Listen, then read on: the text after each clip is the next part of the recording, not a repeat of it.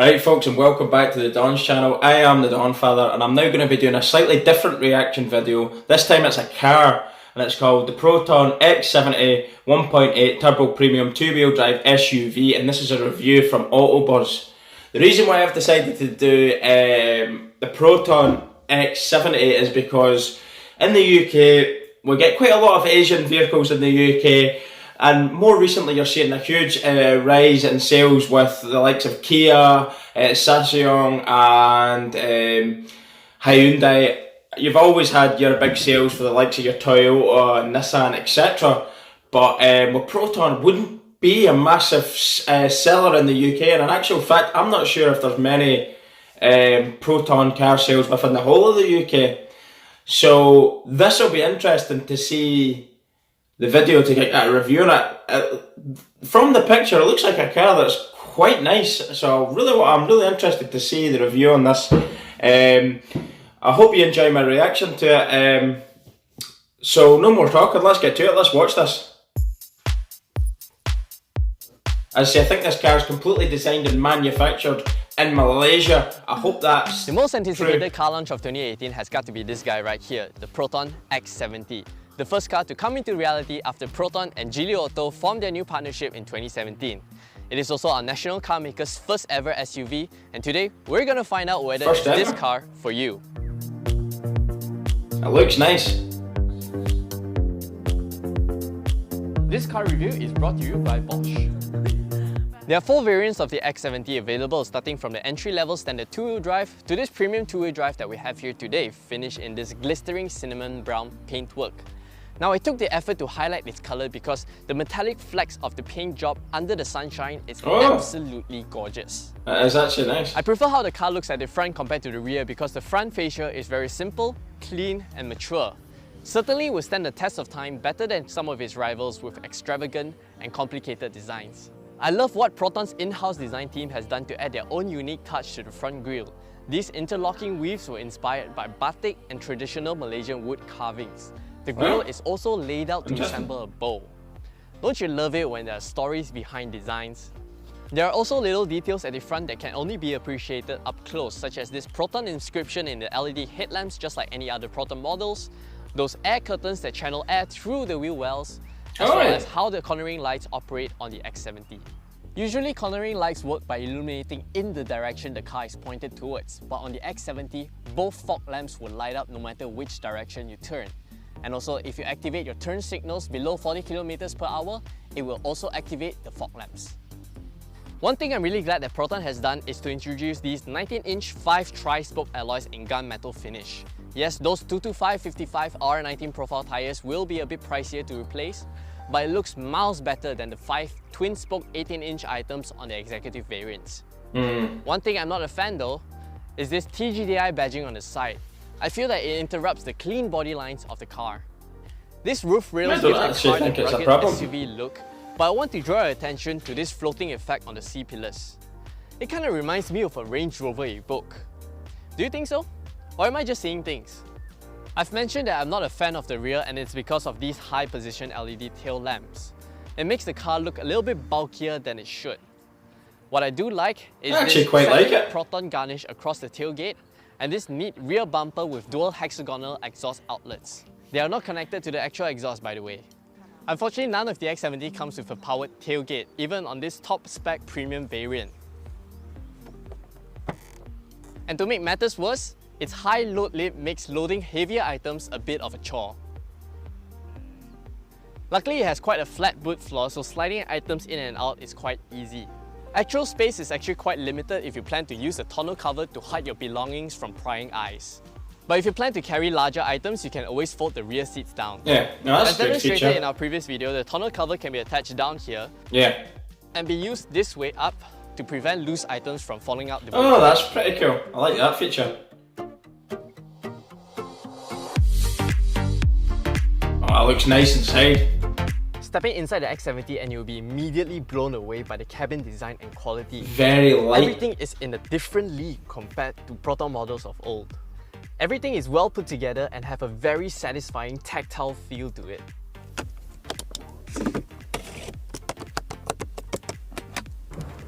The amount of goodies you get in this premium variant is unbelievable. For just 123,000 ringgit, you get panoramic sunroof, Napa leather upholstery, 9-speaker Kenwood premium audio sound system, 360-degree camera, and a powered function for the passenger seat.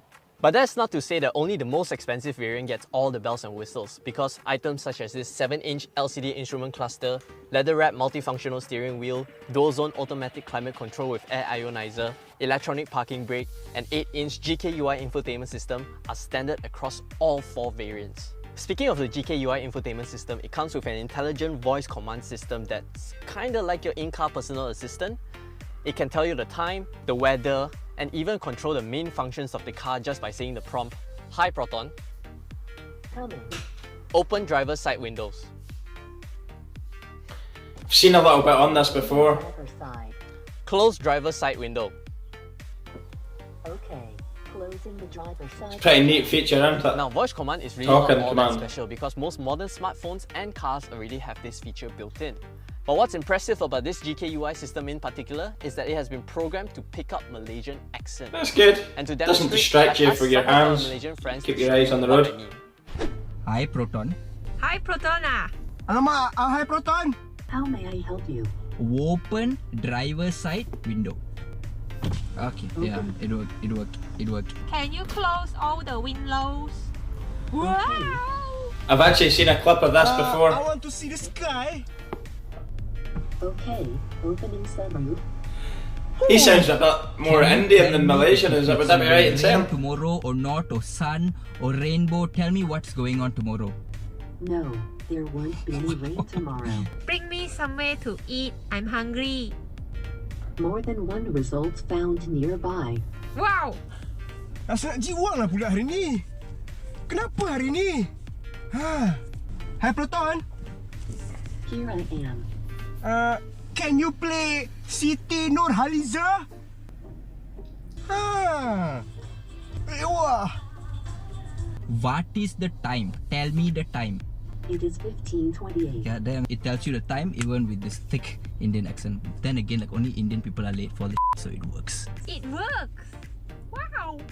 Thank you. Terima kasih. Directions to where? Terima kasih. Bukan direction. Impressive, eh? Seated back here, I have the front passenger seat adjusted to a very comfortable position, and look at the amount of knee room that I still have. The near flat floor also frees up a lot of space in the footwell. But if I ever need more space at the back, I can always flick the boss switch to push the front passenger seat away from me. Having all said and done, here are some of the things that you might not know about the Proton X70.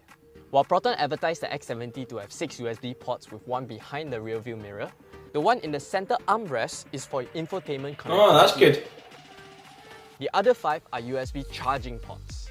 Besides switching color themes when you select the 3 different drive modes, you can also choose to have the speedometer or rev counter as the main display here in the instrument cluster theme settings. When you pull out the 360-degree camera, you can show an augmented reality projection of the X70 surrounding. And what's even better is you can continue to drive up to 15 km per hour with this display. Super helpful when you're driving on difficult terrains. You can independently alter the steering response between normal or sport in the advanced driver assistance system menu at speeds of below 15 km per hour. And the steering setting does not change even when you move between the different drive modes. There's a window ventilation mode in the door lock setting that drops all the windows down just by a bit whenever you lock the car. To put the windows back up, It's like a computer. It would get quite simply tap the confusing. car again. But to be honest, I feel that this is just a gimmick because nobody's gonna leave their car with the windows down in public.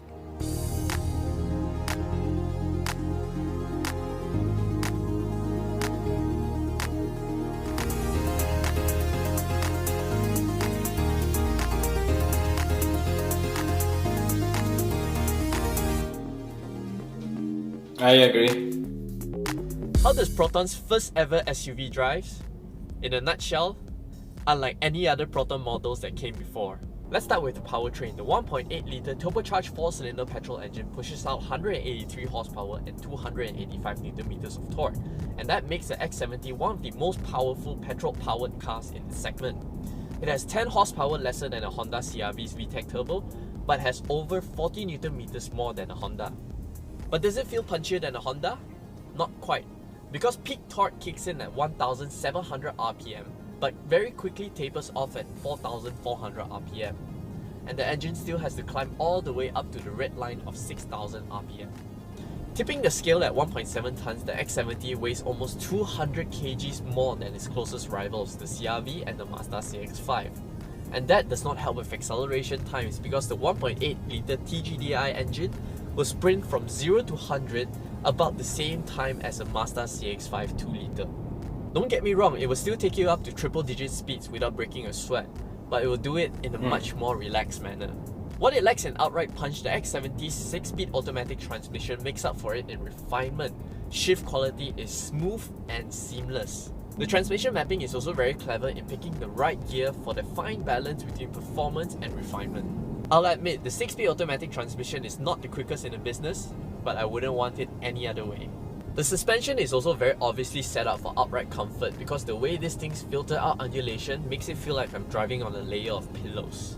All the road imperfections are absorbed by the suspension very nicely, but if anything gets transmitted through the cabin, you know you've hit something big.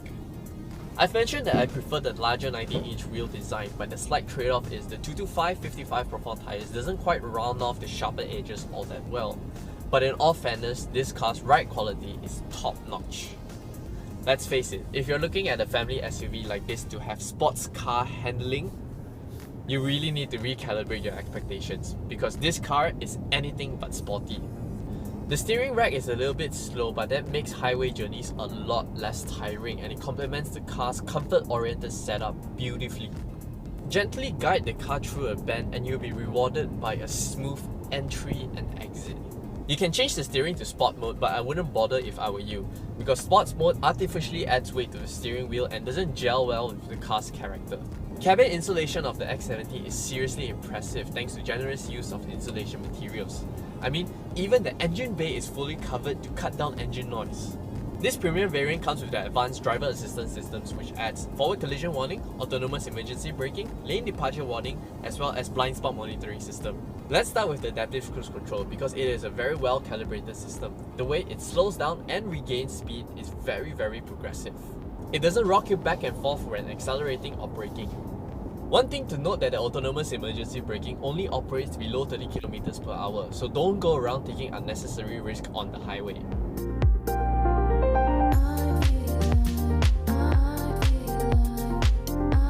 At this point, I'm struggling to find faults with the X70 because as a package, the car is seriously impressive. But looking at things in isolation, there are some things that I want to nitpick. For starters, the seating position of the X70 is relatively high. I can't quite find a laid-back, relaxed seating posture because I'm just seated so high up. The Bluetooth phone call transmission is not the clearest out there. I had to repeat myself multiple times to get my message across. Next, the side mirrors are huge. It creates quite a blind spot when I'm entering a roundabout or exiting a junction. Weirdly, I find myself having to manually activate the blind spot monitoring system every single time I get into the car. I wonder what's the logic behind this or whether is this just a software bug. But in all fairness, the X70 is a very impressive car. As a whole, nothing in its price nor segment comes close to the amount of features and sophistication the X70 offers. Well done, Proton. Very well done. I feel like a hero. I feel like a hero. So, is this car for you? Well, if you're looking for a sporty handling SUV that makes you feel connected to the road behind the wheel, then probably not. But if you're looking for a comfortable, sophisticated, high-tech, and the best bang for your buck SUV, then yes. For more information of the all-new Proton S70, do log on to autobus.my.